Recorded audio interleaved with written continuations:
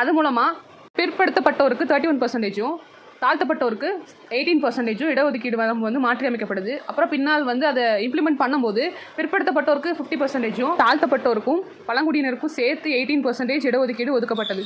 1989 வந்து பழங்குடியினருக்கு தனிப்பட்ட ஒதுக்கீடு வந்து வேணும்னு சொல்லி கோரிக்கை எழுப்புனாங்க. உச்சநீதிமன்ற தீர்ப்பின் அடிப்படையில் பிற்படுத்தப்பட்டோர்களுக்கு 30%, மிகவும் பிற்படுத்தப்பட்டோருக்கு 20%, தாழ்த்தப்பட்டோர்களுக்கு 18%, பழங்குடியினருக்கு 1% அப்படின்னு சொல்லி 69% வந்து நமக்கு தமிழ்நாட்டுக்கு ஒதுக்கியிருக்காங்க. சுப்ரீம் கோர்ட் தீர்ப்புப்படி ஒரு ஸ்டேட்டுக்கு குறைஞ்சது 50% தான் இடஒதுக்கீடு இருக்கணுன்றது ஒரு லாவாக கொண்டு வந்தாங்க. தமிழ்நாட்டில் 69% இருக்கிறதுனால ஜெயலலிதா அவர்களோட ஆட்சியின் போது அவங்க ஒரு பில் பாஸ் பண்ணுறாங்க. அந்த பில் பாஸ் பண்ணுறது மூலமாக அந்த தனி சட்டம் வந்து 69% வந்து நமக்கு லீகல் ப்ரொடக்ஷன் கிடைக்குது.